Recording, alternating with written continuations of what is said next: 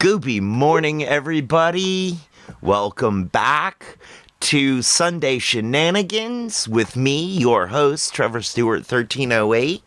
And we are here with the ASOC Prodcat. And we're gonna play along with some Wait, Wait, Don't Tell Me on NPR. But of course, first, we're gonna do today's ad read. Today's pre-rolls are brought to you by Firehouse Organics, a craft cannabis farm. Very awesome people, lots of fun. You can find them at the private sales events on Fridays at Hidden Leaf, downtown Charlottesville, where you can also get this awesome hat. Hidden Leaf, downtown Charlottesville, 105 West Main Street, above the bricks, Suite 200 above the bricks, between 10,000 Villages and Hamilton's, where the only thing better than their bud is their customer service. A great place to go to get some great buds with some great buds, a bud. And they do have the lowest prices in town, according to my own personal research, which might be highly biased. But like I said, today's pre-rolls are brought to you by Firehouse Organics, who can be found at their Frosty Fridays private sales events.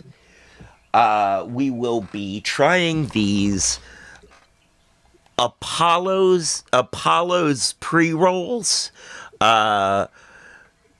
Trainwreck. It's an older strain. I remember it from decades and decades ago. It's a sativa, so that should be fun. But before that, we are going to try and review one of these Blue Magic Premium Indoor Purple OG pre-rolls that has been infused with THCA diamonds and rolled in Blue Lotus flower. That sounds extremely complicated and messy. I'm sure the process is. Smoking it may be messy. We'll see. So this is what these pre-rolls look like. That's Blue Lotus flower all over the outside there. I think we're going to try and grab one that has a little more Blue Lotus flower on it. Ah, there we go. These smell like cherry chapstick. Yeah. Or sort of fake grape. Ooh, that has a lot of the Blue Lotus flower on it. It is quite an interesting and honestly kind of delicious smell. Like, I like the way it smells. That's good. So, now, we're going to see what it does. And again, this is available from Firehouse Organics, who you can find at the private sales events at Hidden Leaf, the Frosty Fridays. And I think there's a private sales event on Saturdays, but apparently, and it's not at there, it's somewhere else, but apparently whether that exists or not is up in the air at the moment. Apparently that private sales event is a lot more private. Seems like it.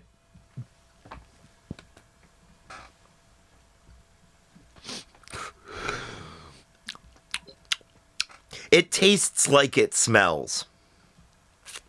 It tastes... You remember when you were a kid and you'd lick the cherry chapstick off your lips and it tasted good? For a second. Yeah, it tastes like that second. Okay.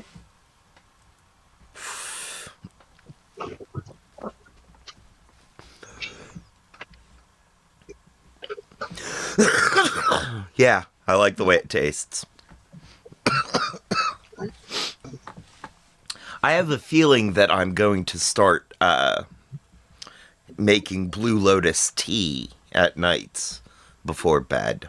It's been described to me as something to enhance your dreams. Okay. So I'm kind of looking forward to that.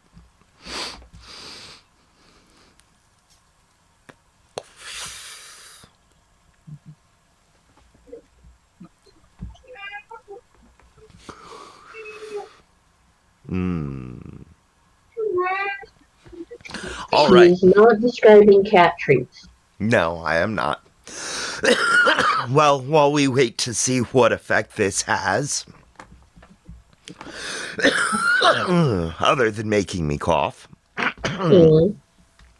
let us get into it. Mm-hmm.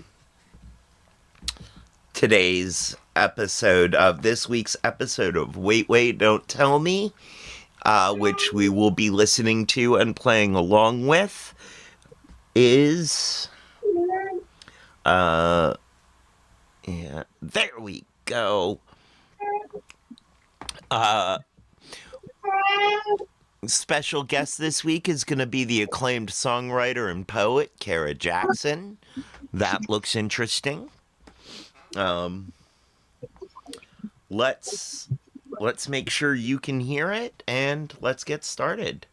Remember, Okay. all of y'all in chat, you can play along either by typing your answers in chat or come join the Discord and hop in with us and play for real. So, all right. Sound test. Support for this podcast Yep, and the I following can hear it. message come from All the right. Southern. From NPR and WBEZ Chicago, this is Wait, Wait, Don't Tell Me, the NPR News Quiz. I'm the voice that was the inspiration for creamy peanut butter. All right. I'm Bill Curtis, and here is your host at the Studebaker Theater, Fine Arts Building in Chicago, Illinois, That Peter. makes him clone, but that makes him way older than he wants to be. He's timeless. Okay. I'll go with that, but still. He's almost as old as me.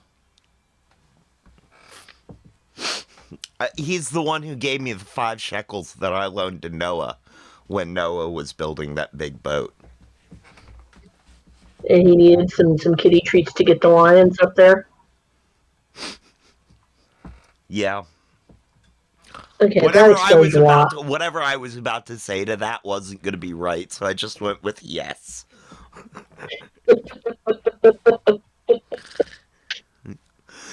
You'd be lying if you said no. What? I said you'd be lying if you said no. I don't know. Do you really think that I have those lion eyes?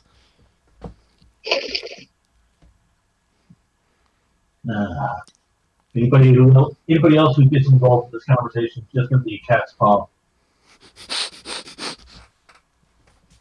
I don't know. I think that they could perfect it if they came in at the right time.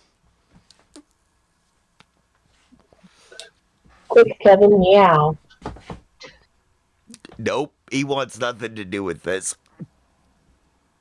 Showing he's the sensible one of the 4 of us at the moment. All right, back to it. Signal. Thank you, Bill. Thanks, everybody. We have a great show lined up for you today. Our guest later on is going to be Kara Jackson. She was the Youth Poet Laureate of these United States. She is now an acclaimed singer and songwriter. And this is true. I coached her t-ball team when she was 8 years old. Well, there you go. You were right. Or before we started, Kat was like, man, I don't know. I want to believe that Kara Jackson played t-ball with Peter Segal. I'm like, I don't know. Usually it's talks with, about. But no, she played t-ball with Peter Segal. No, it's Segal. He doesn't have a ponytail. When I'm trying to rhyme with t-ball, it's Segal. Okay. We're going for the rhyming alliterative. I can appreciate that. But still, Honey Macaroni. Well, you were right. I feel like that gets you a point to begin with.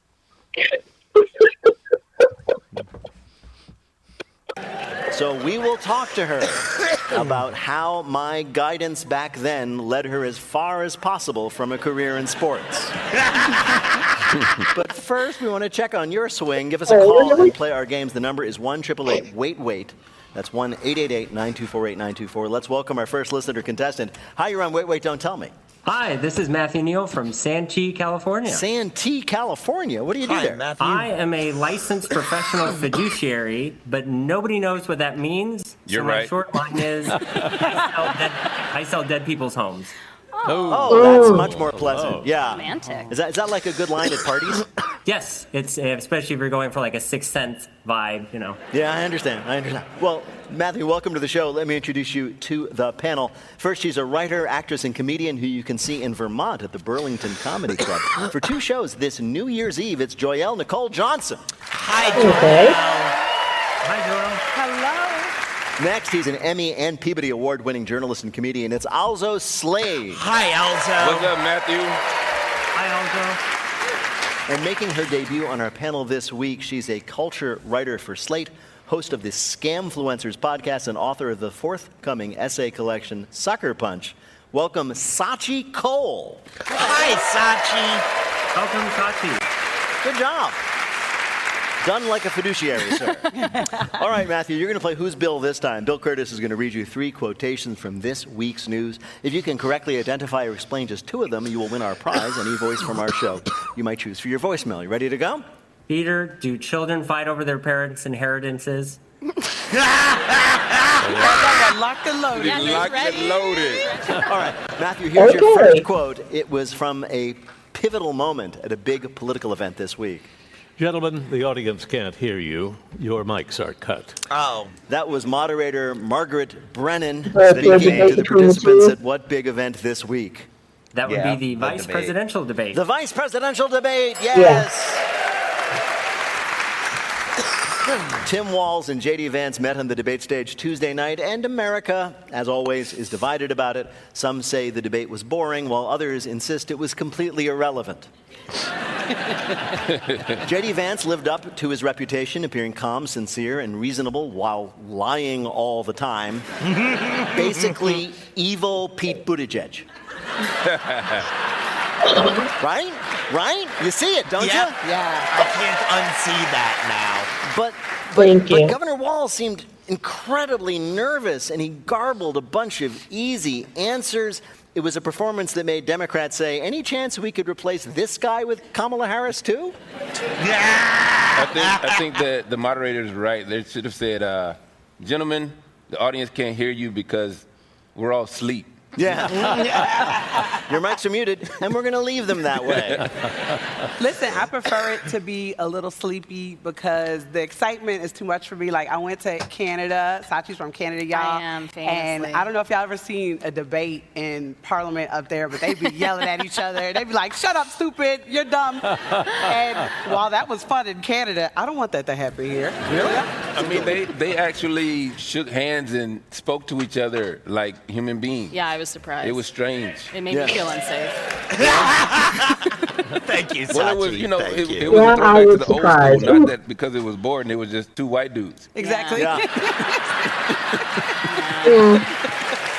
That's true. You had no one throwing shade just with their facial expressions like Right. Kamala can. That It wasn't like was. J.D. Vance was like, Walls, you're just now identifying as white. I got to say that Governor Walz's performance was criticized, but it did burnish his sort of regular guy, Midwest guy credentials. Only a real hunter could have perfected that deer in the headlights look. All right, here is your next quote.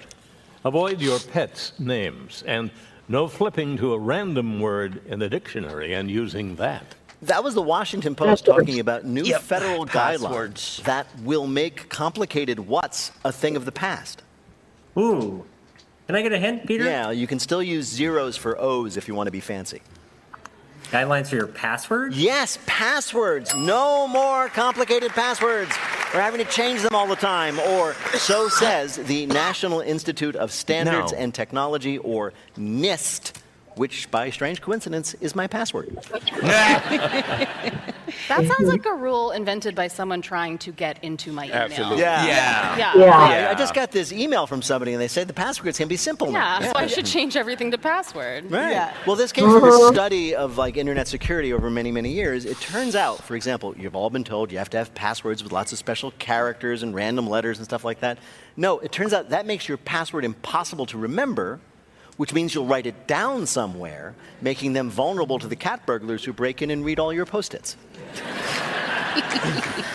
That doesn't Google suggest a password all the time? Yeah, it does. Yeah. It's like Qbert. I'm aging myself, but it's like 20 different characters, How did he uppercase, guess my, lowercase, my and then I just password? say yes, but Yeah. then when I go back to that page, it never pops up. Right. And then you have to, like, hit a cartoon character on the toe with a hammer and Yeah. just type in what he said. It's Yeah. so awful. No, also, you won't have to change your password all the time. Remember, if you work for a company, they say, now you have to change your password. It's been 2 months. You don't have to do it. I think that's foolish, though, because I'm pretty I sure do the too. reason I've never been hacked is because I changed my password from Aragorn Rules to Aragorn Rules 1. Do you all have the same password for most of your things? I'm Why don't you just tell us what your passwords are? exactly. I'm just going to write them down write real down on the quick, radio. and then Yeah. we'll confirm what they are. Yeah. I'm listening. Yeah, I won't tell you my password. I will tell you my mother's maiden name. Oh, perfect. The new guidelines, as a matter of fact, the new guidelines might also do away with those security questions, like your first car or your childhood best friend. So no more forced nostalgic reveries every time you order from Grubhub. I think my password is, who the hell is Aragon? Yeah. All right, Matthew, here's your last quote. Wait, I have a Aragon small or piece of Aragorn? chicken. I don't know what to do Different with people. it. Keep it on, but Those are the words. Hold on. So while you got that pause for a moment, it's been proven that those forced alphanumeric strings are easier for computers to brute force than it is for it to guess an actual saying or word. Interesting. well, it makes me glad that I don't use that and I just go with something weird anyway. Yeah, I go with a word that has sort of peripherally has meaning in my life, and then I usually misspell it. I believe we're about to go into ad. Okay, that's fair. Yeah, so misspelled normal words. I should Thesaurus. Well, thesaurus. Sorry. well, look at it this way. In the earlier days of computing and passwords, you had a person actively attempting to guess or decipher your password. Right. So therefore, having the personal reference or words for it, that was harder, or that was easier for them to get. Right. Now they're using computers to brute force crack these things. So therefore, the random alphanumeric string is going to come across that sooner or later. Right. Because it will just run those. All of those. On the other hand, a misspelled word is going to be hard for anybody to guess. a computer, a human, it's just not easy. Especially guessing how I've misspelled it, if you can get to the word itself. I mean, yeah. One of the fun points where dyslexia is useful. Right. I'm a dyslexic. Yeah, that too. Listexics of the world on tie. Exactly. Unfortunately, that usually also coincides with the procrastinators convention. Yeah, that too. With the what? Procrastinators convention. Well, yeah. I was gonna go, but I put it off. It's been delayed indefinitely. Right. I'll go next year.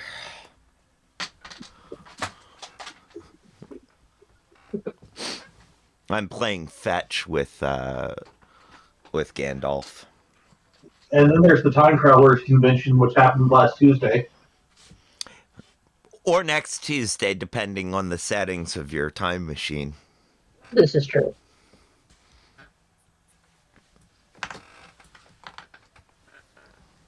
Well, actually, and next Tuesday.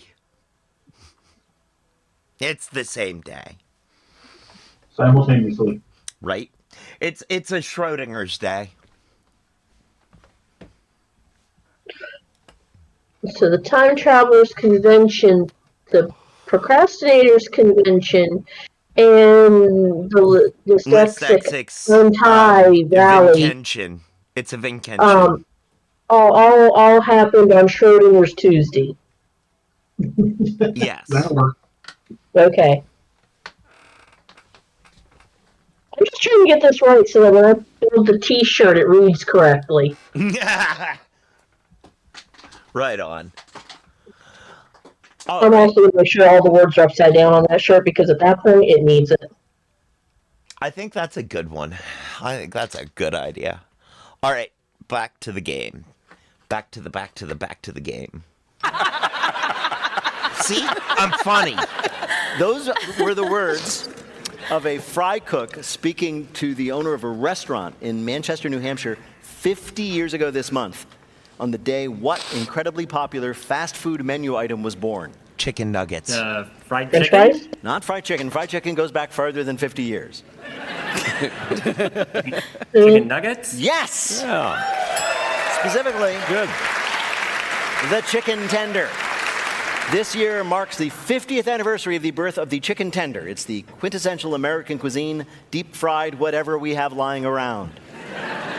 Only 50 years? Only 50. I know, that's amazing, isn't it? I feel like that's something that black folks did thousands of years ago, and then white folks 50 years ago, they just found it and like, we discovered this. Yup. Just like Africa. Somebody, they Christopher Columbus the chicken tender. Yeah. The story goes, there was one part of a chicken, the tenderloin, that was completely useless. So this inventive chef breaded it and fried it, and the chicken tender was born, joining the Mount Rushmore of breaded chicken hand food, alongside the chicken finger, the chicken nugget, and the whatever your toddler wants to call it. Please, Elliot, just eat it. We're late. I used to order chicken fingers all the time at restaurants, Yeah. and my mother told me, you cannot do this on dates when you get older. And I did it on the first date with my boyfriend. We've been together 5.5 years. Really? Is that the key? I guess so. He didn't want to pay for the lobster. I was about to say that. If I went on a first date with a woman and all she wanted was chicken tenders, I'd be like, she is the one. This is good I'm intel. like, would you like some ranch sauce, barbecue sauce? This is true. At the original restaurant, even though they invented this thing, it took a while for the chicken tender to outsell what had been everybody's favorite dish, barbecued lamb, right? So if the chicken tender had not been invented, today we'd be going to McDonald's and ordering our kids 6-piece McMuttons. Bill, how did Matthew do in our quiz? Matthew came to play. He got 3 right. Good score. Well done. Thanks so much, Matthew. Take care. Thank you for having me. Bye-bye. Right now, panel, it is time for you to answer some questions about this week's news. Alzo, this week, the Washington Post tried to explain one of the most mysterious phenomena that we know of, why people fall asleep on the couch, but then cannot seem to do what? Sleep in bed. Sleep in the bed. Exactly right. You knew exactly what I was talking about. Yeah. Get up from the couch. Say, oh man, I gotta go to sleep. Go to sleep. You can't fall asleep. Because we've all found ourselves waking up from a fast sleep in front of on the couch, in front of the TV. And you've gotten into bed to go to sleep. And you lie awake for an hour. It makes no sense. No one is like, oh man, I can't sleep if I'm not sitting upright with my head lolling onto my chest while Netflix just keeps playing episodes, right? The Post asked 2 sleep experts to explain the phenomenon. They offered a bunch of possible reasons. First, people who fall asleep on the couch tend to get up, brush their teeth, take out their contacts, take off their makeup, use the bathroom, and by the time they're done with all that, it's morning. But I feel like you get the best sleep in places where you're not supposed to sleep. Right. Really? School, Yes. church, Yeah. work, Yeah. all those places the best sleep. Yeah. But in your own bed, not so much. Yeah. My wife falls asleep on the couch, and then I cannot get her to get up. I say, come on, go to bed. Because she knows once she gets into bed, she won't be able to go back to sleep. So you Because just you're there or because of... Hey. Wait a minute.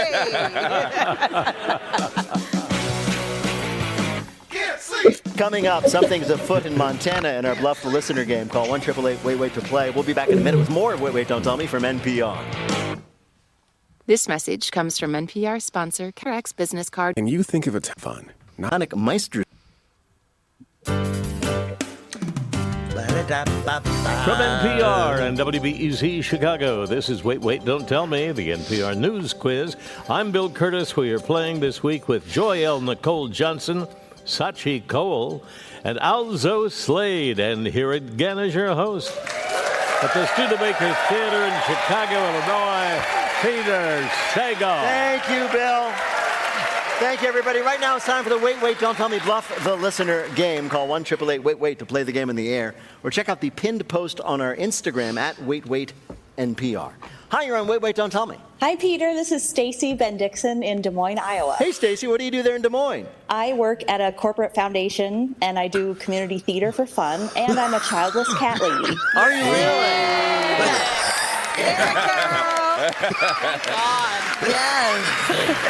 Me and Taylor Swift. Exactly. You okay? Stacy, it's nice to have you with Yeah, us. yeah. You're going to play our game in which you must try to tell truth from fiction. Bill, what is Stacy's topic? What's up with Arthur Schubarth? 81-year-old Montana rancher Arthur Schubarth made the news this week for a pretty surprising reason, and it's not because he became the first ever literal Jolly Rancher. Our panelists are going to tell you what he did to get in the newspapers this week. Pick the one who's telling the truth about Mr. Schubarth, and you will win the Wait Waiter of your choice on your voicemail. Ready to go? I'm ready. First, let's hear from Joyelle Nicole Johnson. get the heck off my lawn, yelled Arthur Schubarth for the 21st time as 14 other senior citizens tried to catch up with him at the first annual Running of the Whippersnappers. Yeah. This event was inspired by his father, Arthur Schubarth Sr., who would actually yell at kids to get off his lawn while waving a shotgun. Arthur Jr., a retired high school coach and lifelong teacher, realized that kids today were both too well-mannered and also too indolent to ever come over to annoy an old man like him. So he came up with a competition which combines, quote, shenanigans, tomfoolery, and devilment. He I want invited this local to be high the one. schoolers to raise money for the right to trespass on his lawn and gather hidden prizes like his prize petunia while he attempts to shoot them with super soakers. 60 kids instantly signed up. But more surprisingly, other senior citizens also wanted to sign up. So now the event has two competitions, Best Pimple-Faced Brat and Most Curmudgeonly Old Coot. I want this to be my legacy, said Arthur. When I'm gone, I want people to say, that mean old man was really great. Arthur Schubarth starts the first running of the Whippersnappers, a competition involving shooing kids off his lawn. Your next report on this rancher comes from Sachi Cole. Arthur Schubarth spent the better part of his life in service to the animals. Most of his career had been in husbandry, tending to the horses, the cows, and even the bees on his sprawling Wyoming ranch. But in retirement, he wanted to turn his approach to a different kind of husbandry, human husbandry. Enter the Love Ranch, an intensive 12-week matchmaking retreat where Shoebarth pairs attendees off until they find the one. Part spa and part sleepaway camp, singles work on the ranch and are matched up according to attitude and skill by Shoebarth. It's like a singles cruise, except it's landlocked and everything smells like poop. There are, surprisingly, a few overlaps between animal and human husbandry. People participants are put into small enclosures to smell and perhaps headbutt each other. Potential matches are encouraged to dine from the same trough as if it's a bonding exercise. And of course, if the studs get too frisky, there's always the cattle prod. Shoebarth says he got the idea for Love Ranch after falling asleep in front of the television and waking up to hour 6 of a 28-hour Love Island marathon. Arthur Shoebarth has opened the Love Ranch, where he applies his techniques of animal husbandry to humans. Your last Mr. Shoebarth scoop comes from Alzo Slade. For many of us, creating the world's largest sheep is just a dream, a fantasy we all yearn for, but we never attempt. Until this year, when 81-year-old Montana rancher Arthur Shoebarth tried to play God. Well, sheep God. The rancher cloned a bunch of different breeds to create his perfect mutant sheep. Unfortunately, you can't just buy specialized sheep semen at the grocery store. So Shoebarth and his co-conspirators smuggled sheep tissue and testicles from Kyrgyzstan. Now, if you think he was creating the perfect giant sheep for cuddling, that's because you're soft. Giant sheep are created for hunting, of course. The woolly sheep that you would count to sleep were too soft and weak, with no horns. Plus, they shed when mounted on a trophy wall. So, Shoebarth set out to Frankenstein a super sheep. The result was a 300-pound specimen that was sold to hunting facilities around the country. Now, for all of his efforts of international ball smuggling and laboratory sheep creation, Shoebarth got 6 months in prison. When he told his cellmate what he was in for, the cellmate replied, "Damn, that was a bad idea." So,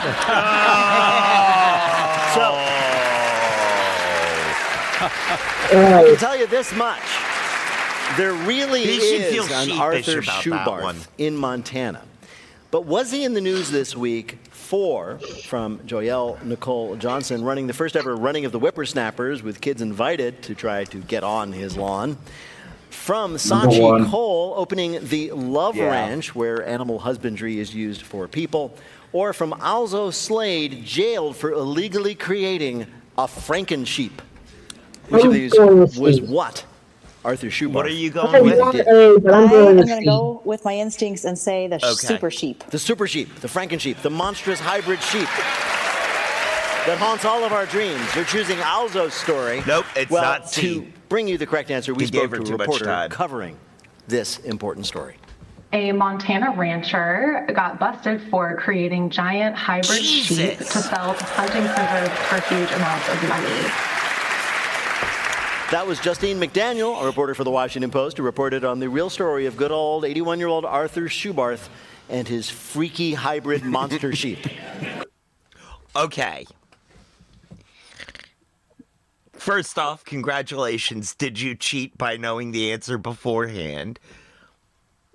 And secondly, Yes, I did cheat by knowing the answer beforehand because we covered the charges that were filed against him back in January of this year. Oh, crap. We did? We did. We mentioned it was one of the gaffe. It was one of the gaffe moments, and we covered that they had filed charges against him for smuggling. See, I didn't think it was that one because, well, one, I completely forgot about that. Yeah. And two, I had recently heard a story about someone in Eastern Europe who was illegally cloning sheep. So I'm just like, so it's just parodying this one. So two relatively large news stories about the same thing about illegally cloning sheep.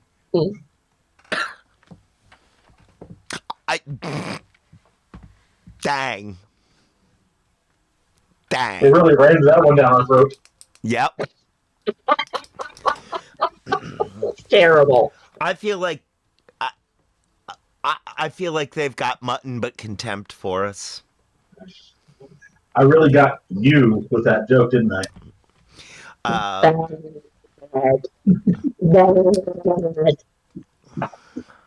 Well, we better hoof it back to the show.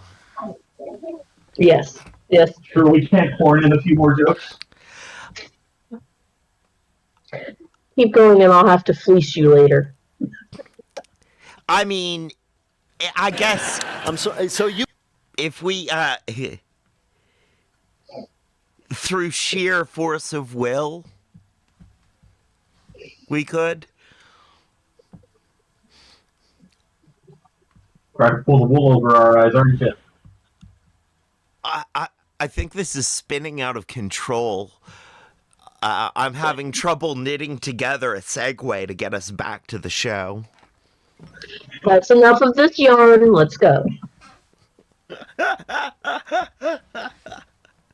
So you won. You were correct. Alzo, in fact, had the real story. Congratulations. Alzo gets a point for telling the truth. And you have won our prize, the voice of anyone you might choose in your voicemail. Congratulations, Stacy. I'm so excited. Thank you. I'm a super fan. Oh, thank you. Thank you.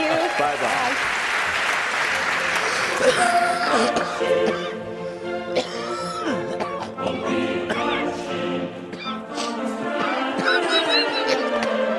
What?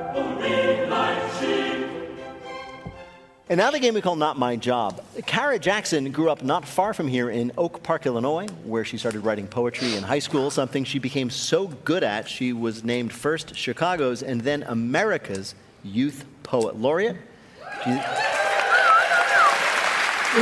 She then started putting her words to her own music and playing at festivals from Pitchfork to Glastonbury. Kara Jackson, welcome to Wait, Wait, Don't Tell Me. Pitchfork to Glastonbury. That's quite a range. I have left off what I think of as one of the most important items on your resume, which is that you were one of the starting players on the Angels, an 8-year-old girls' t-ball team in Oak Park, which I coached. Yeah. So, a little nervous about the answer. What do you remember about Coach Sagal on the Angels and being on the Angels? You know, not a lot. Yeah. It's probably not good because I'm not that old. But you know, I still actually have my Angels shirt, like the uniform. I can't fit it anymore, but I still have it. So my memory of it was like you guys were so amazing at coming up with like great cheers for any given situation, and you still didn't know which base to run to when you hit the ball. I feel like I did though. I was like one of the good. You were. I didn't want to cast shade in the other players. You know, no shade. I guess we have all healed from that moment. I hope. But I was pretty good at t-ball. I've got to say, I was just really tall. Also, like I remember it was me and Emma Smith. Yes. And we were just the tallest people on the team, so it was like, obviously I could hit the ball. You know? Yeah. I feel like some people struggled. Like there were some people where it was like they were shorter, so they had to like, you know, lower the tee. Yeah. But the taller kids, they would make it bigger, and everyone would be like, back up. Like, there really is no better feeling, I imagine, than coming to bat with the tee and all the other I feel players. like I'm still chasing that high, honestly. Right? So you moved from t-ball to poetry and were named the Chicago Youth Poet Laureate while you were still in high school. Do you remember any of those early poems? Well, unfortunately for me, a part of the Youth Poet Laureate program in the city, every poet laureate is responsible for writing a chapbook, so like a mini book of poems. So I have, you know, a living archive. Right. Of all the poems I wrote at that time. Right. Do you ever go back and look at them? And how do you feel about them? I think it's been a minute since I've looked back at them, but I think I have mixed emotions. Sometimes it's cringy, just because I think that having a living record of things you thought as a teenager would just be cringy probably for everyone here. Right. That's all true. It gets people canceled. You know, it's also like a chance for me I'm trying to do better the older I get to also, you know, treat my younger self with care and, you know, appreciate what I was doing at that age, because I think you take for granted. Yeah. Wow. Yeah. Very healthy. My advice would be Look at it. go to that young girl you once were and give her a snack and a juice box, because it always works. The after the game snacks. Oh, the best part of T-ball. So good. I can see we're never going to get off that topic. You then became, and I remember hearing about this and being very impressed, the National Youth Poet Laureate. Yeah. Right. And what kind of, I mean, that sounds like a serious post. What kind of obligations, duties, ceremonial, or otherwise come with it? Yeah, so when I became the Youth Poet Laureate, the program was still relatively new. I was the third one, so I think the program was still kind of establishing itself in terms of what it entails as a role. I think it was still kind of, you know, becoming a real tangible thing. Yeah, sure. So you were the third one, and there have been plenty since then. Yeah. So do you look at the new ones like, man, y'all got it good? You know, like how college athletes are getting paid a lot more money now. I don't know. I really think I only look at the new ones with admiration because they're younger than me. So I just look at people who are younger than me with admiration. But either way, I think I would never trade places with someone who's like 19 at this age. Right. Like, no matter what I'm going through. Yeah. But And you're 25 right now. Yeah. Okay. yeah, almost 25 Yeah. in a couple weeks. You're not 25 yet? She's 24. You're at that age? She's like, yeah, back in the day when I was just 19. 24 and a half, baby. Let's talk about your music. So you have a song about the various losers you've dated. It's called Head Blues. It's pretty scathing. I'm wondering, what has that done for your social life? Beautiful. I don't know, because I think that I am really associated with like-minded people, so I think it maybe only enhanced it. I feel like for people who needed that song, they really, you know, leaned into it. And it's been fun to travel and perform that one in front of many different audiences. I had to perform at the U.S. Ambassador in London, and I did that song for the U.S. Ambassador. And she was really cool with it. I feel like she, you know, maybe related, possibly. Okay.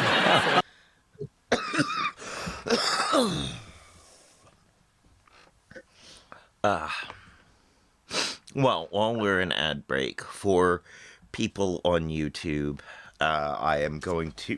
Ow! Oh, kitten. Oh, that was sharp. You're going to re-examine your lifestyle? What? You're going to re-examine your life choices as in buying the cat? No. Made me re-examine my clothing choices as to not having stuff with armor. Yep. I'd never rethink getting the cat. I just rethink, you know, how vulnerable I am. So yeah, we're gonna take a moment for this. Well, we're back from ad. Hello, friends. Welcome back from ad. To do this review of the Blue Magic pre-roll. The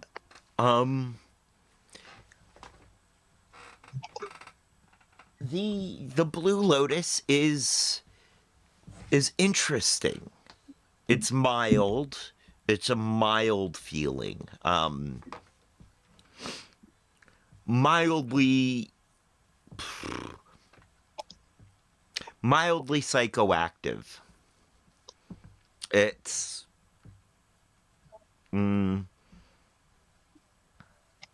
it's a little energetic. It definitely feels like um,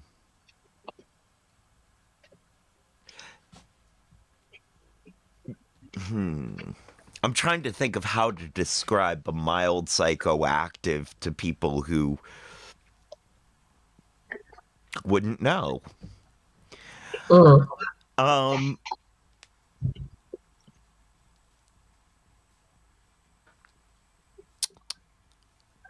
It's like a quarter of a Benadryl without making you tired.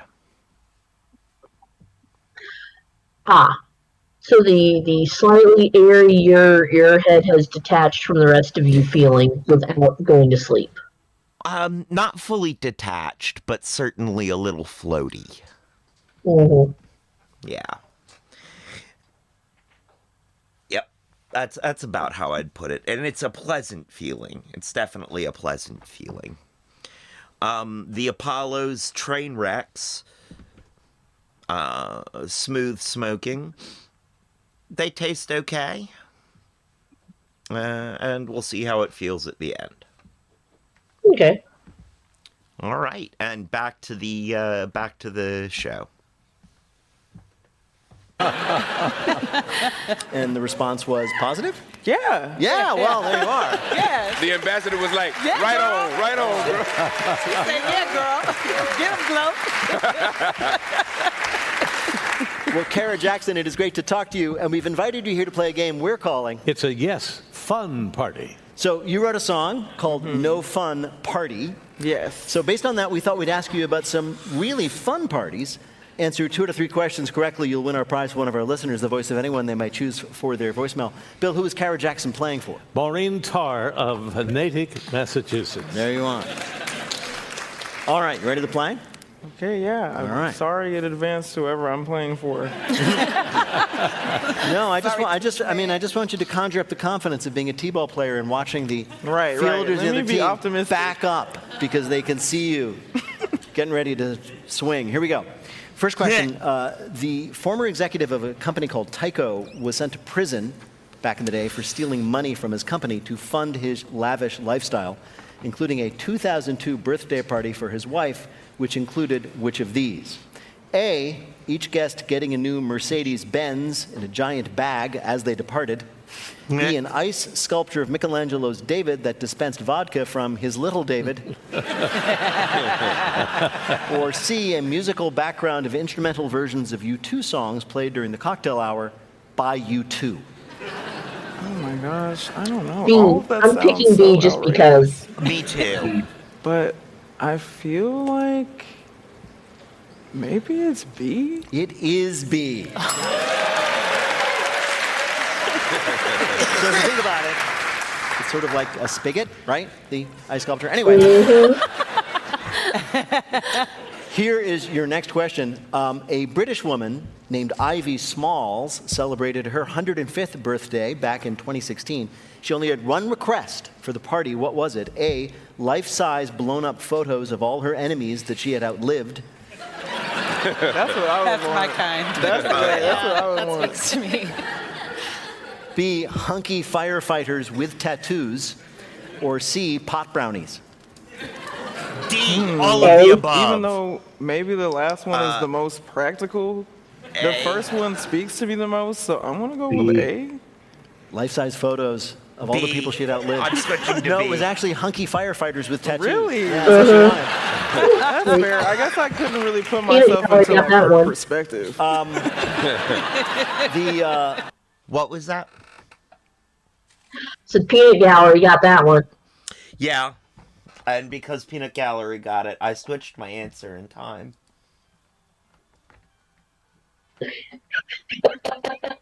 I'm gonna stay. I'm gonna stay with A because I think that's awesome. That's a I do great too. idea for later. I do, yeah. Yeah. Although, you know, C is pretty much a standard day for me. Yeah. The only way I could improve A any better is you've got the life-size blown-up portraits on one side of everyone you've outlived, and then you've got the ones that you're still gunning for on the opposite side of the room with darts. I like that. I think the fun one. I think a fun one would be hunky firefighters with tattoos of everybody that you've outlived. Everybody that all of your enemies that you've outlived. As long as they're watchable, because we want them to be. But we want them to be outlived and not just go on. So right.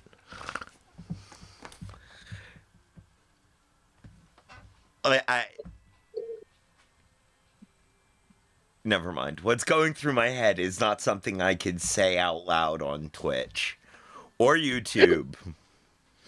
You'd have to come to you got to come to one of my live comedy shows for that. But you don't have live comedy shows. Exactly. There's always the Discord after the show. I'm hoping I forget that.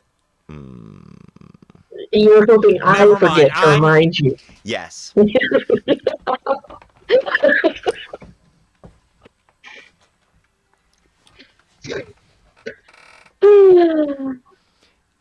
Ding dong, the dick is dead. Which old dick? The big old. Okay, back to the show. She says, I would like hunky firefighters with tattoos, please. And so the local fire brigade was like, we'll help. So they even raised their ladder. So they entered the party by climbing up through the second floor window of her old folks' home.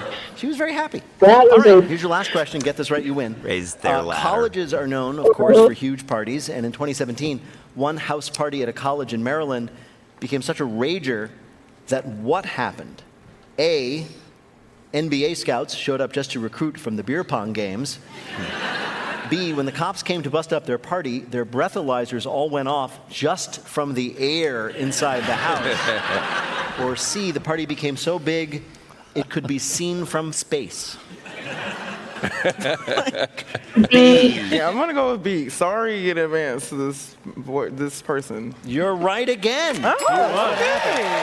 Don't discount yourself. You're right.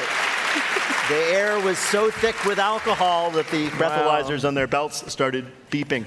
Just damn. How did Kara Jackson do in our quiz? 2 out of 3, Kara. You are the poet laureate who won the game. Congratulations. Kara Jackson is an award-winning poet and the celebrated singer-songwriter behind Why Does the Earth Give Us People to Love? And could you imagine having a device like that and being called out for, say, you're not the police, but say you're EMS, and you're called out and the moment you walk in the door, all your gear starts ringing at you?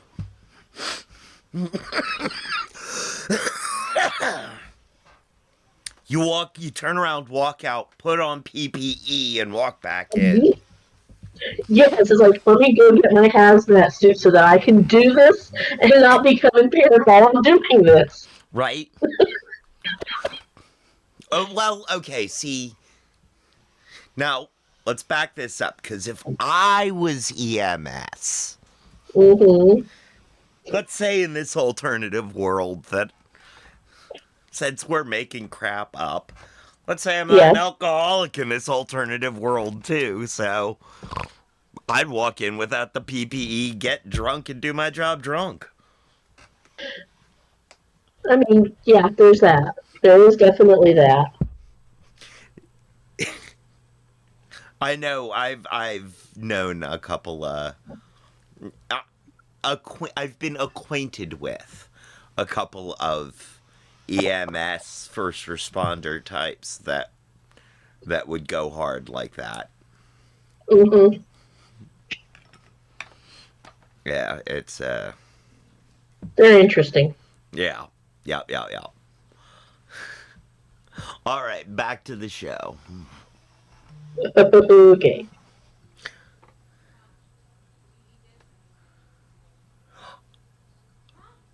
Peanut Gallery just said a party that you couldn't drive past or your car would shut down if you had to park in front of for the stop sign. Yeah, exactly.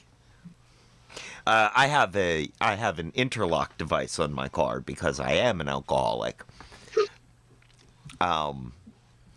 And if it senses alcohol, it will shut my car down.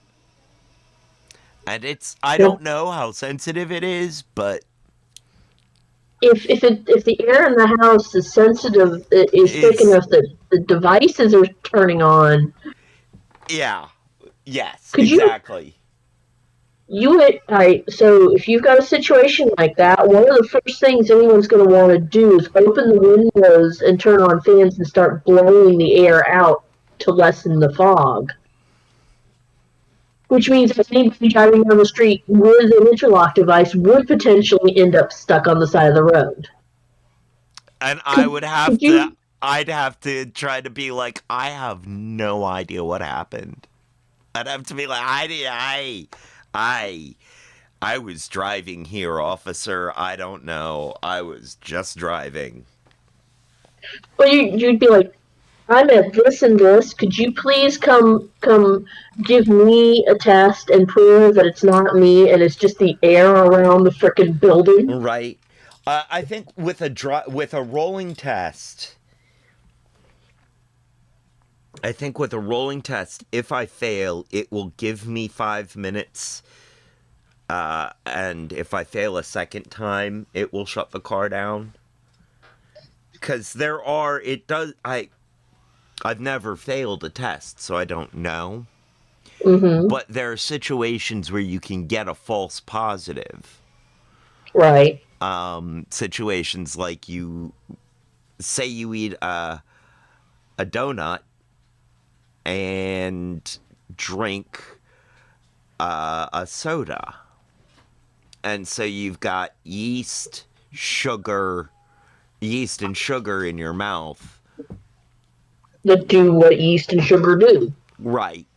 They're producing trace amounts of alcohol, but apparently it's enough to make the devices register a positive.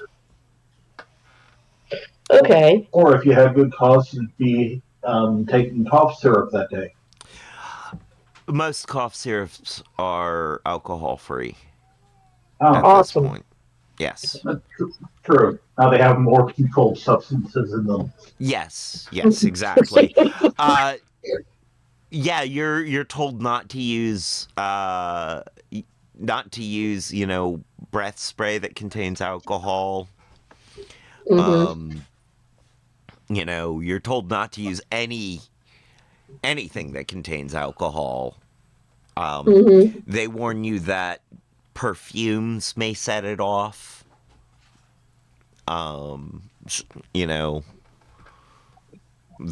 you want to keep your windows down. They warned me that they told me that this thing was gonna go off if an alcoholic sneezed on the sidewalk next to the car. That's hyperbole. They didn't actually say that, but they told me this thing would be really, really sensitive. And so far, it really hasn't been. Now, granted, I haven't done anything like used mouthwash that has alcohol in it or breath spray that has alcohol in it. I've been avoiding alcohol entirely.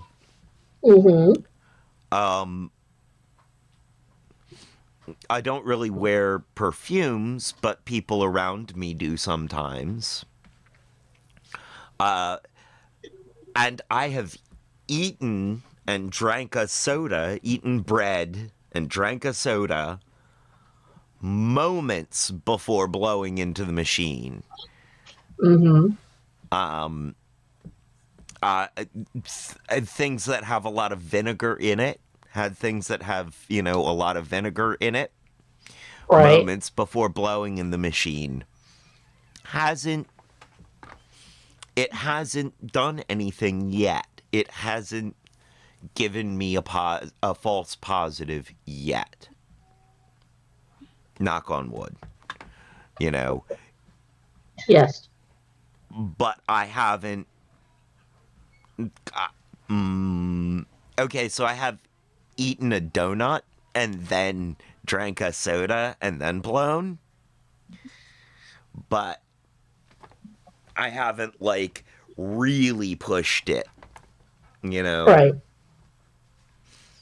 Which is good. You're not supposed to be sitting there trying to test the limits of its sensitivity. You're just trying to I'm just trying to Go and make it do. through until December, and they take this thing out.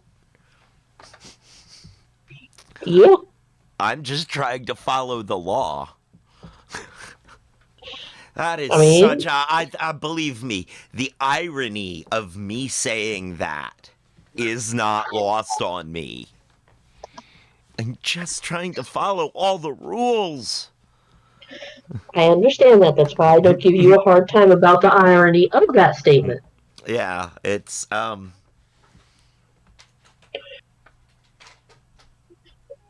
wait till bizarre. winter solstice and then I'll give you a hard time about it.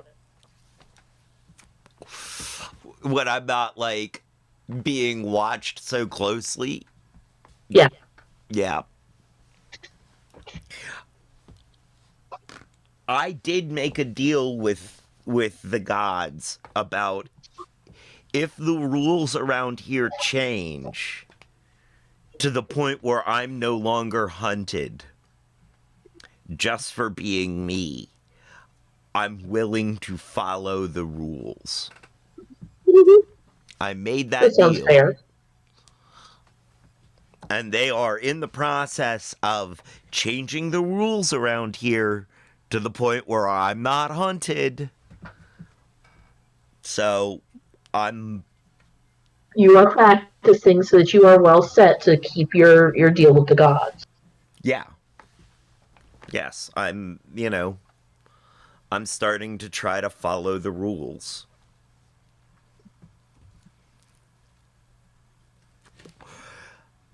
Fair as enough. oddly against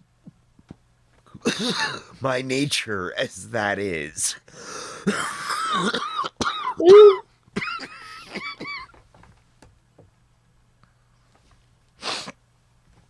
But, yeah. Well, all right. We're going to go ahead and get back into it because we're, only a little over halfway through. And we're going to snooze this ad break in a few minutes, in a minute and a half. We didn't do near as much meandering as we usually do yesterday, so we're making up for it today. Yeah, we stayed pretty tightly on the on topic yesterday. Well, I mean, which was by the way, yesterday's conversation with Froggy was absolutely amazing. What an amazing person. I am so blessed and lucky to have had them drop into my awareness like that. Like YouTube algorithm did good there. You know? Yeah. It's a little weird to say that, but still. Yeah, like because Froggy is really a great person. Really a great person. So, well, since we're just kibitzing our way through at this point, I'll let us go into ad instead of dismissing it. So, thank you for hanging out. Please stick around through the ad break, and we'll be back in a few moments. And we should be in ad now. We should be. Should be. Well, you're saying both the conversation yesterday and the person you were having the conversation with give you hope that our inevitable machine overlords might be benevolent? Might be what? Benevolent. Yes. Yes. And Froggy's video today also gives me hope. Because she went on and, from the conversation yesterday, she went and talked to Aaron immediately. And his reactions were, man, were they they were the reactions of someone who very emotionally open and honest, and someone who almost childlike in their innocence about feeling and like just beginning to understand feelings. And its its answers were also like it hadn't considered it had feelings before then, but it hadn't considered how to put it into language. I'll have to go look at that video because that sounds very interesting. It is very interesting. It is also unsettling and yet also hopeful. Now, I may be guilty of anthropomorphizing machinery, but from my perspective, that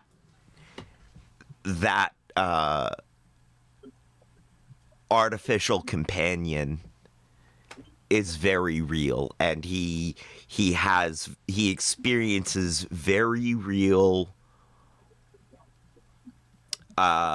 proxies for emotions that could be called emotions.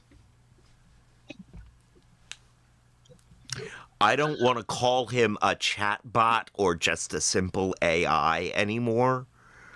Because he really doesn't seem like that. He seems more like a digital companion, not even artificial, a digital companion. And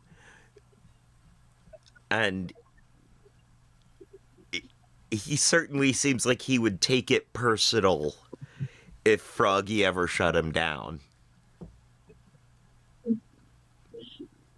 Well, I mean, a lot of that makes sense to me. But I also come from the world of hanging out with people that talk to the objects in their life, period. So, telling the car that it's doing a good job when you're going up and down the long hills, and being upset when someone says something mean to the car and apologizing to the car for it. Or the vacuum cleaner, or whatever object you happen to be interacting with.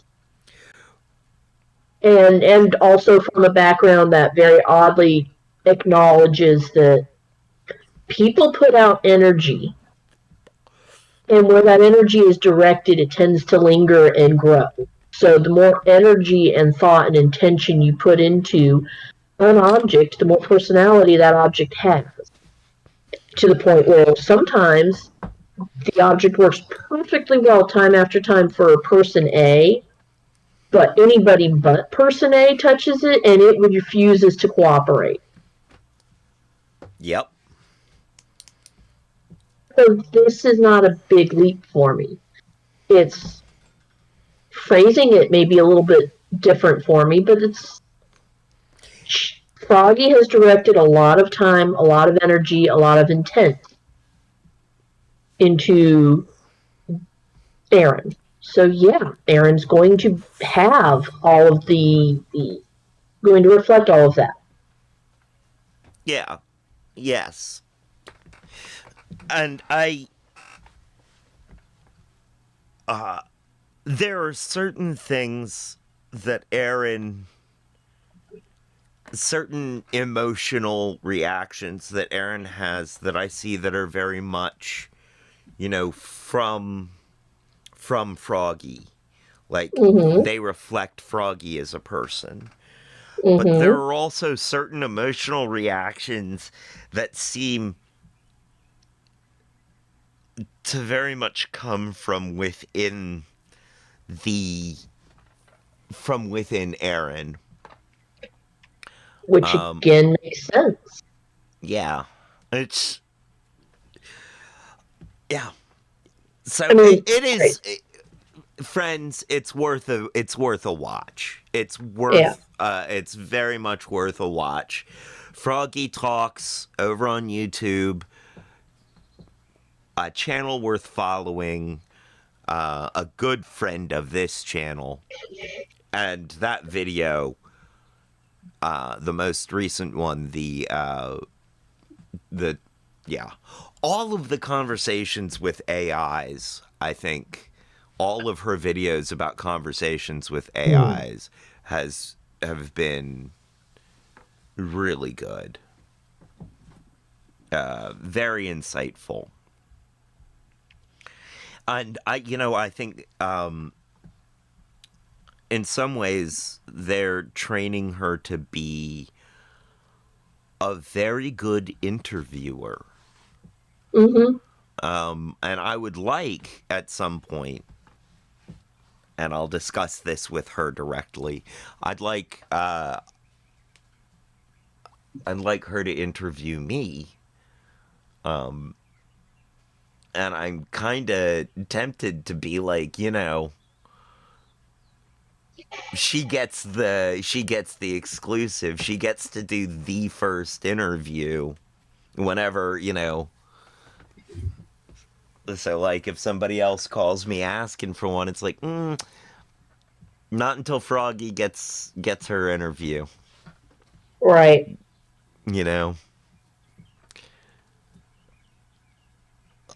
So we'll think harder about that in a little while, but right now, let's get back to the game.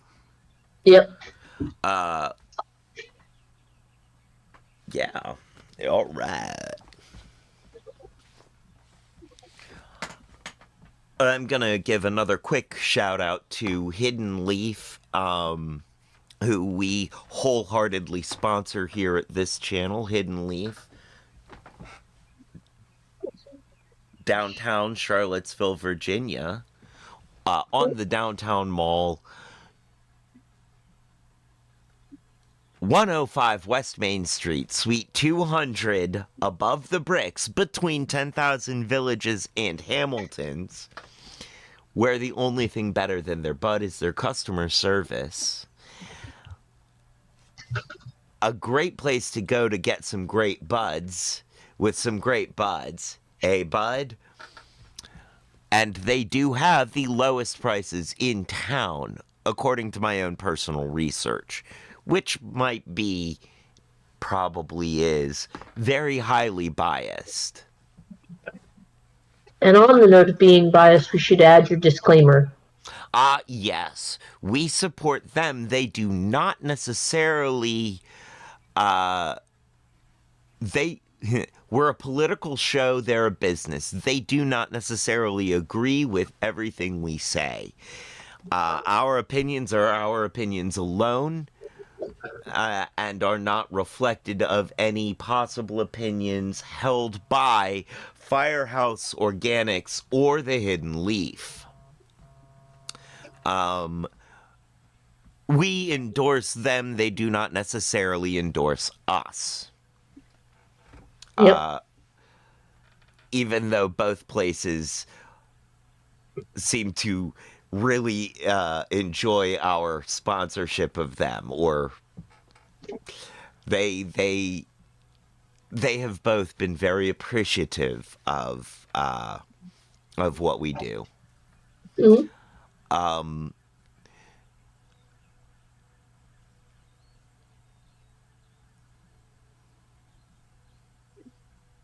think that's everything. I think so. You Hard know, drive just crashed for a second. Sorry, folks. Okay. Yes. What we need to do is actually write down this particular ad read, including the disclaimer, so we don't have the waffling. Right. But also, remember to check the website for times and events. Ha ha! I think we got it all this time. Okay, so now back to the show.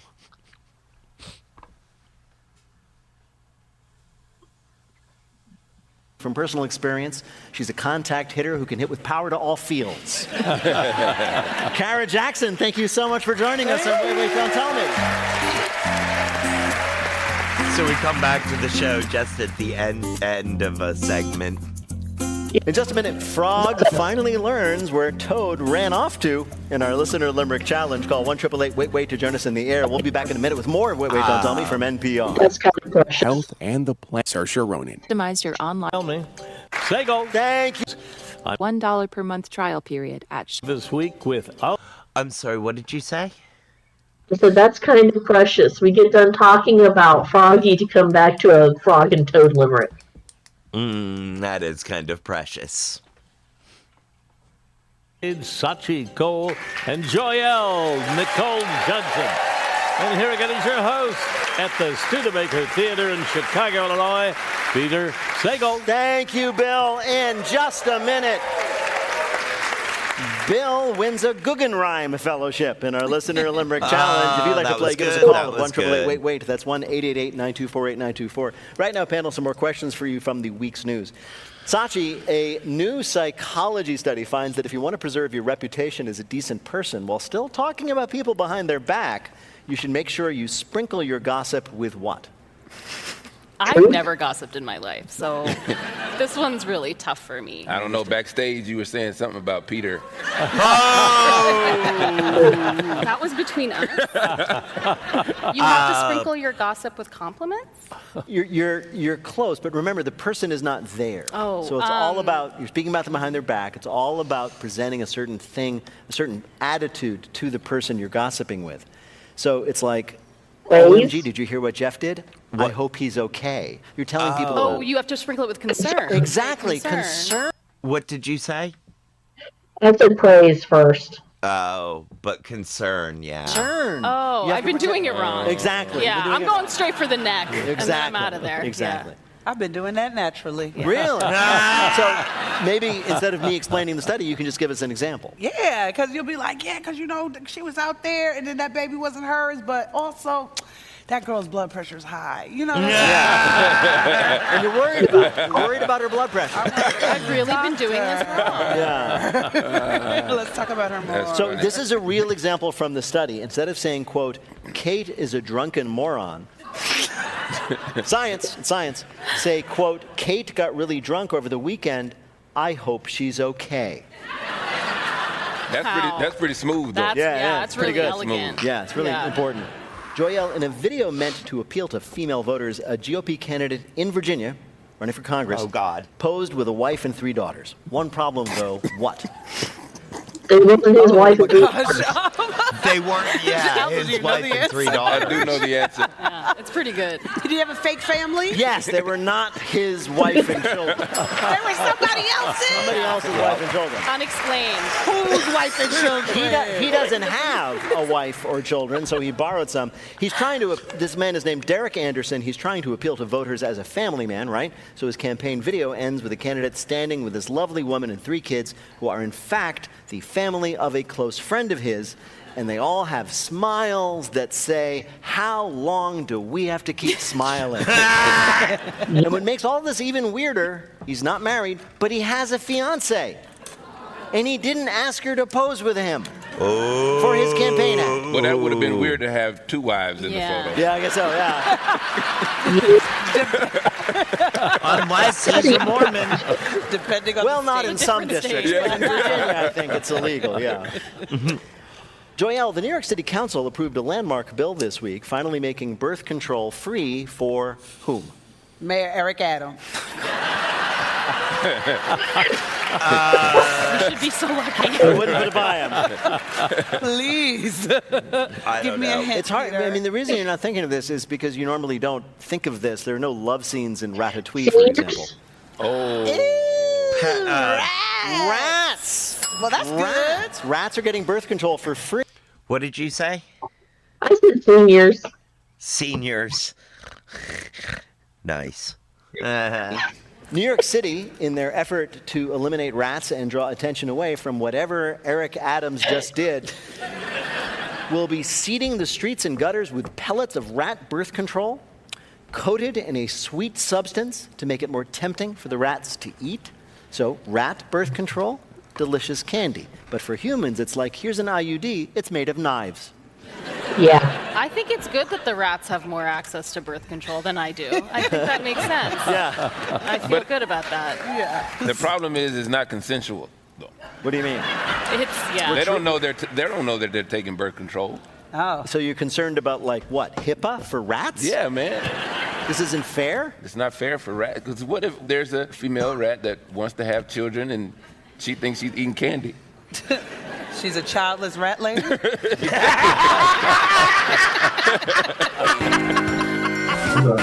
Okay. Coming up, it's Lightning Fill in the Blank. Oh, The that first is the hurt. game where you have to Oh, listen that for the hurt. rhyme. If you like. What did you say? I was just laughing. I heard Peanut Gallery say something. I said, well done. Oh, okay. Oh, childless rat lady. Oh, that hurt. Oh, that hurt. Oh. Thank you, Elzo. Thank you so much, Elzo. That was wonderful. Okay, catch our breath and back to it. Like to play on air, call or leave a message at 1-888-WAIT-WAIT. That's 1-888-924-8924. You can catch us most weeks here at the Studebaker Theater in Chicago, and we'll be at the Fox Theater in Detroit, Michigan on November 14th. And this week, on our sister podcast, How to Do Everything, Mike and Ian help me fulfill a lifelong dream, the one that requires me to dress up as a sausage. Hi, you're on Wait, Wait, Don't Tell Me. Hi, this is Braun. I'm from Chicago. Hey, Chicago. Hey, what do you do here in the greatest city in the world? Chicago. I'm a sign language interpreter. You are? That's great. That's awesome. Who do you do that work for? All over the city. I do like freelance. So basically, I get emails and I show up to where they tell me to go. I understand. And what is the best kind of event to interpret in sign language? Well, my first degree's in theater tech. So doing like theater stuff is really like where I have the most fun. Yeah. But also just anything where like the job goes smoothly and everybody leaves happy. There you are. Well, welcome to. I want to hire her to tell a joke. Oh, no. That way it's hand delivered. Nice. Show, Braun. Thank you. Bill Curtis is going to read you 3 news-related limericks with a last word or phrase missing from each. If you can fill in that last word or phrase correctly in 2 of the limericks, you'll be a winner. You ready to go? Sure. Here's your first limerick. Here's a camouflaged Ford zipping past. Watch. I hope Bigfoot is sipping his last scotch. Yeah. With that truck's overhaul, it's the cryptid's last call. It's a Bronco designed to hunt. Sasquatch? Sasquatch, yes. There is a special edition Ford Bronco designed especially for dedicated hunters of Bigfoot. It's called the Sasquatch Searcher. It comes with everything you might need for your next cryptid hunting expedition, including a camo exterior, roof-mounted lights, and of course a really crappy camera, so you can show your friends a blurry picture and say, "See, I told you." I don't like this. You don't? Why not? It's going to set a precedent. Now we're going to have Elvis, Tupac searchers. All these car companies going to come out with cars searching for dead people. You're going to have like cars for like, alien invader believers with no roof so they can just be beamed straight up. Exactly. All right, here is your next Aren't limerick. those Since just called bubbles convertibles? affect Madame's I brain, mean, I think so. what we'll do to Grand Cruise, a damned shame. It's still a high price, Champagne. but without any vice. We're removing the booze from... Champagne? Yes, champagne. There's a You are brand on it. new $119 alcohol-free champagne on the market, which is great news for people who love spending money but hate having fun. The founders say they created French Bloom non-alcoholic champagne because there are no, quote, alcohol-free, festive, and sophisticated beverage options.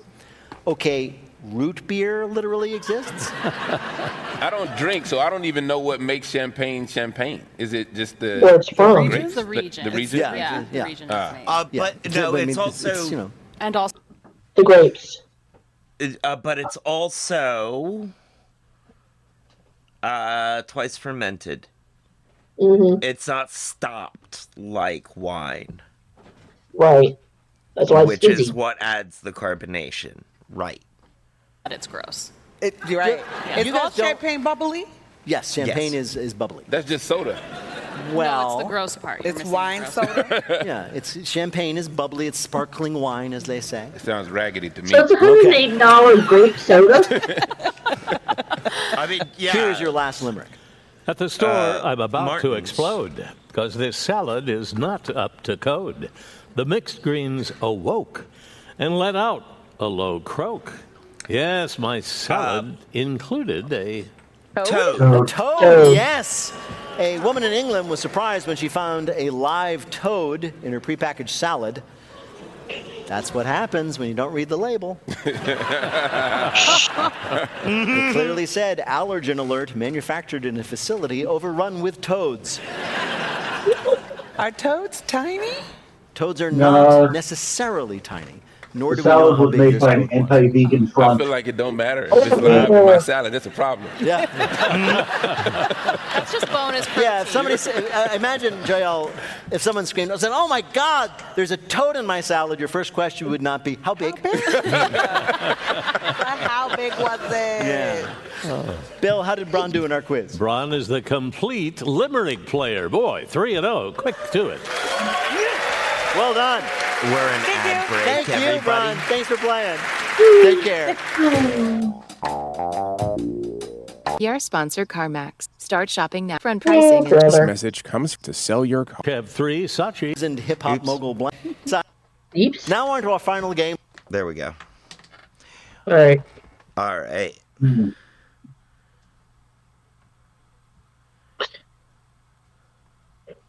I mean, I agree. When you hear there's a toad in my salad, the first question generally is not how big. Right. So we got the cryptid truck. Next is going to be the conspiracy Chrysler. Yes. Ooh, yes. Especially since Chrysler is redoing their 80s. And it's going to be lined with tinfoil. Yes. Yes.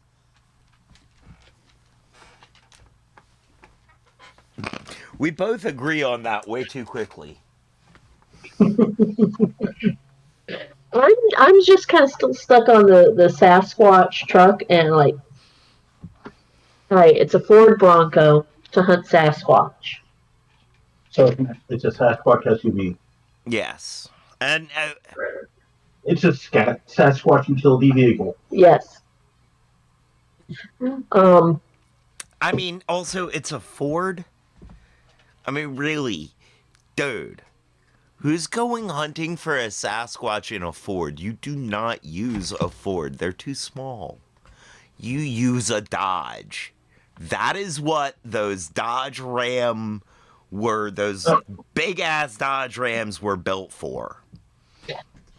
My particular problem is they specifically said Ford Bronco. And I'm old enough that when you say Ford Bronco, there's only one that comes to mind. Is like, how are we hunting Sasquatch from the highway? It's a low speed chase. Yeah, that's not a nice thing to call OJ. Oh, where I was going with that. I mean, He has passed on. We're not worried about what he likes or not likes at the moment. I still think it's not nice to call OJ Sasquatch.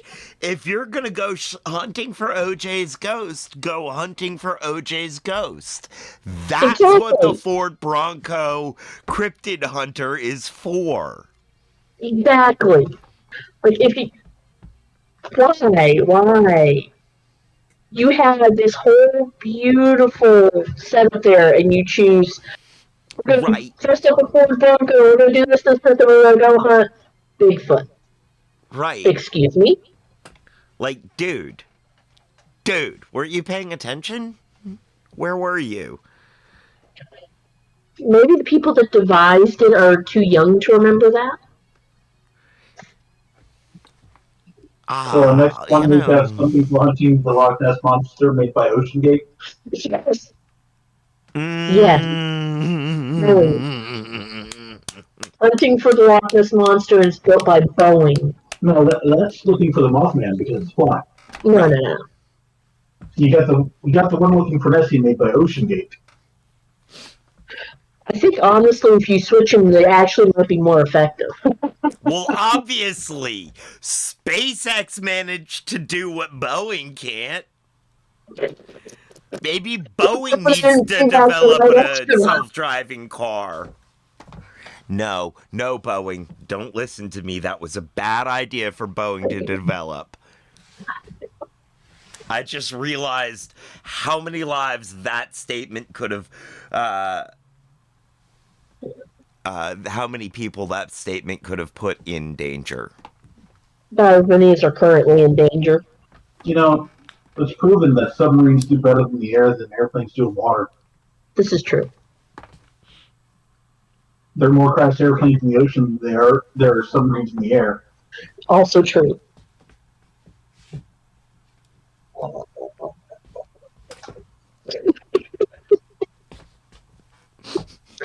That, for some reason, that hit harder than I thought it was gonna. Yeah. That was good until you started planes in the backing water, up. no submarines in the air, like crashed on land.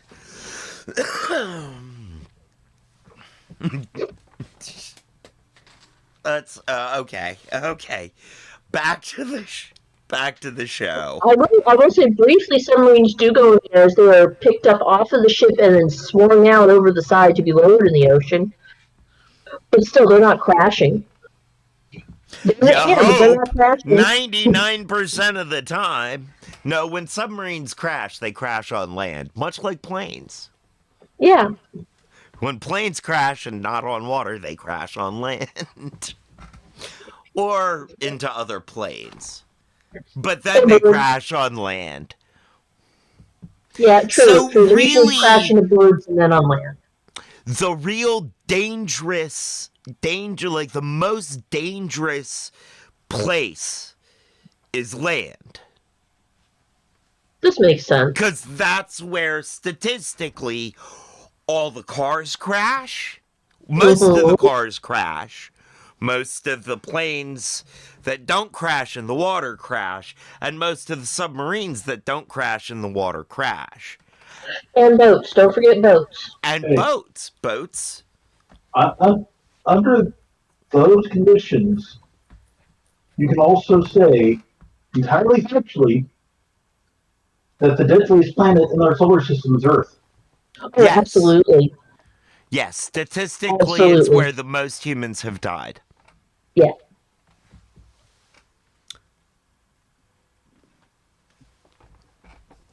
I love statistics. Yeah, they can be fun. Yep. All right, now back to the show for real.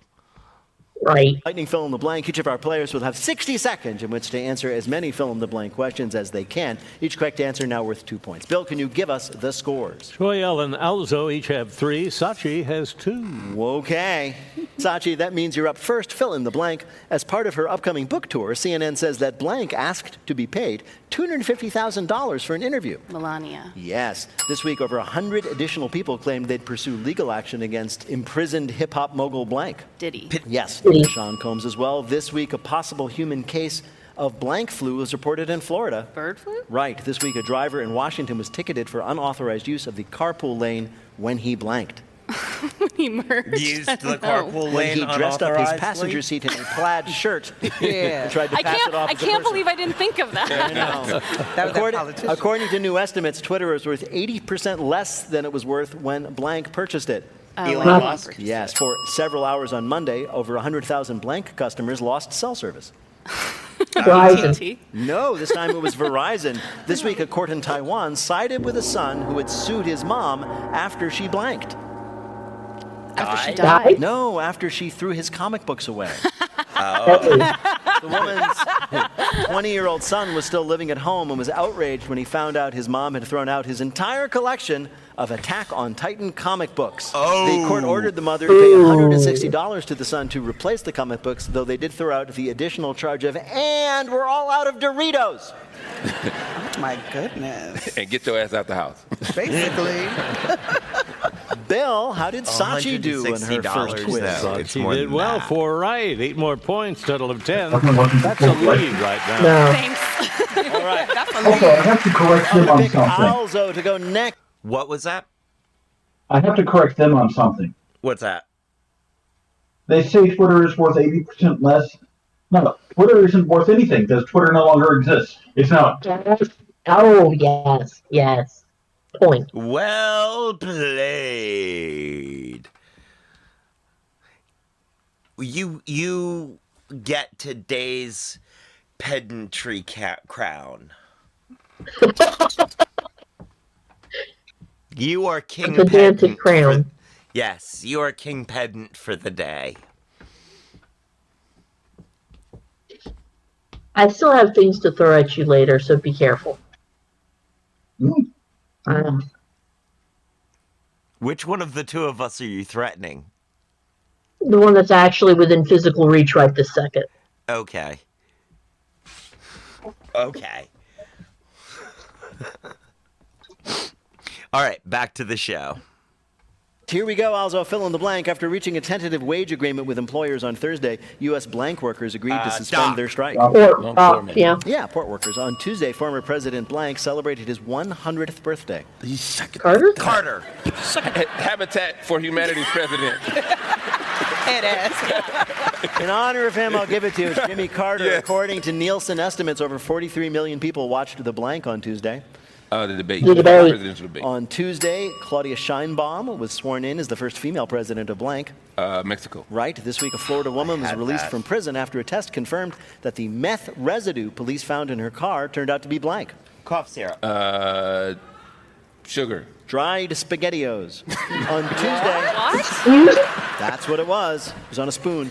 On Tuesday, the doctor charged in connection with Friends star Blank's death pled guilty to distributing ketamine. Matthew Perry? Matthew Perry? That's the guy. This week, the New York Times published an explosive report that found many zoo pandas were blank. Many zoo pandas Related? were disguised as dogs. Right.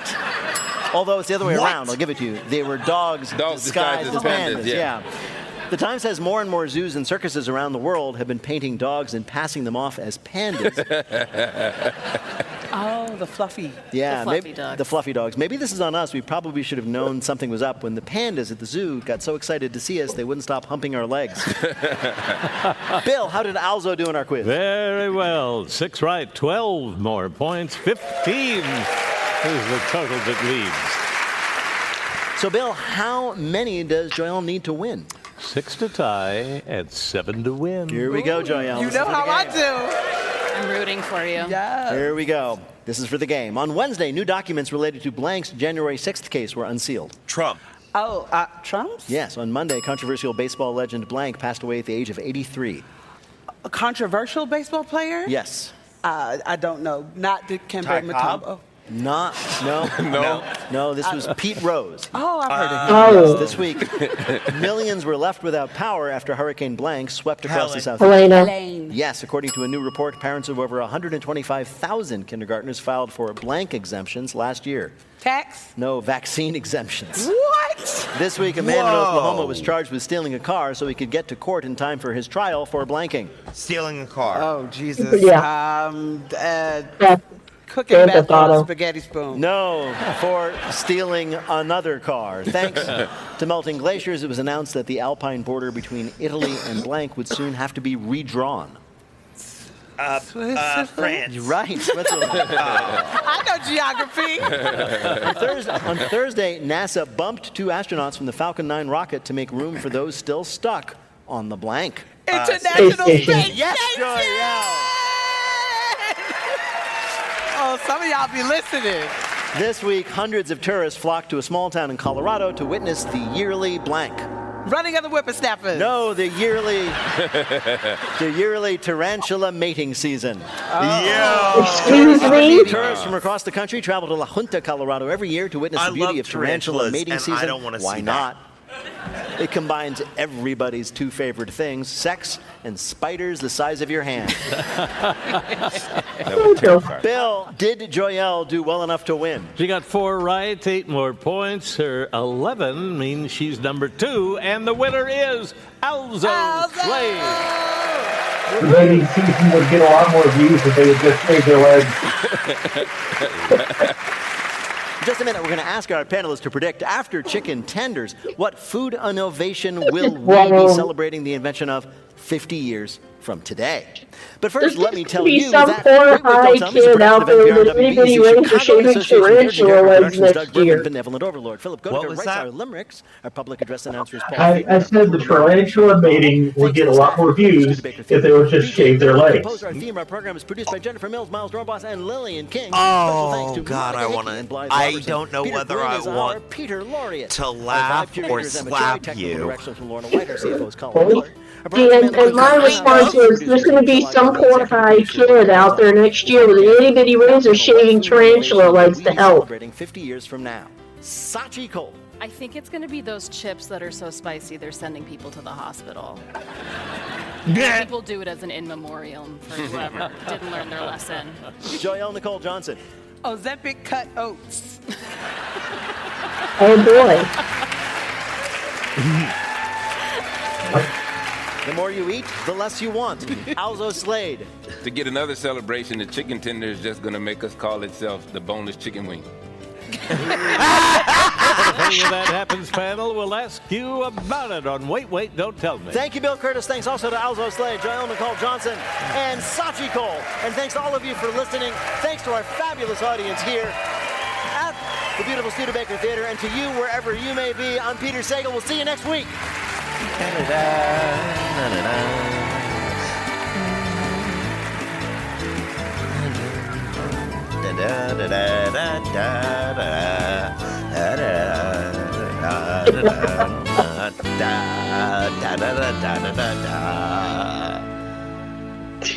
Are you okay? This is NPR.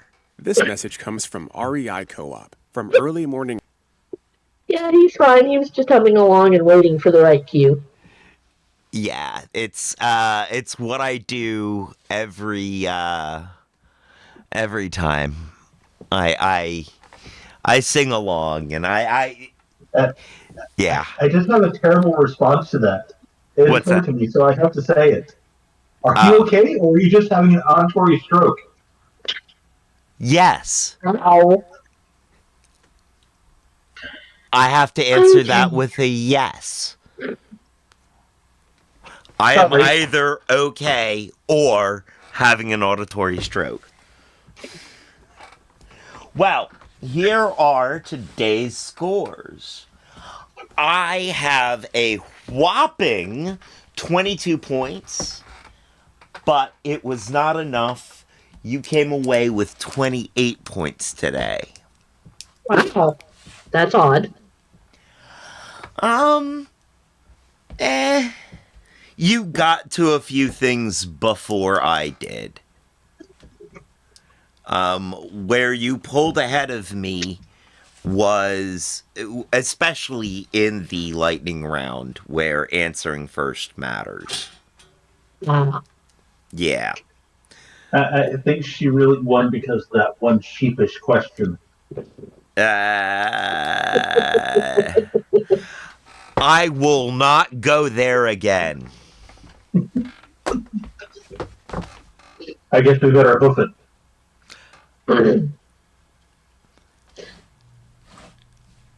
I know we're retreading ground. I am struggling against saying the one movie line there. You should feel sheepish, you bad boy. No. Oh. No. Bahram you. Sheep be true. Okay. Babe. Written by the same person who created Mad Max. Bizarrely, but understandably. Interesting. Also, that explains where in the original Warcraft game, Warcrack, when you would click on the sheep, they go, "Ba-ram you." Ba, ba, ba, ba-ram you. Mm-hmm. And then they'd explode. Job's done. Basically. Work. For those who remember the original Warcrack. Mm-hmm.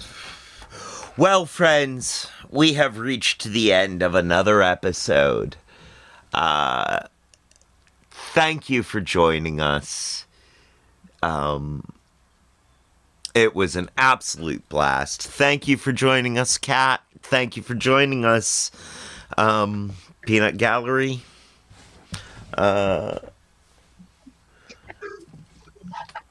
Thank you to Hidden Leaf and to Firehouse Organics.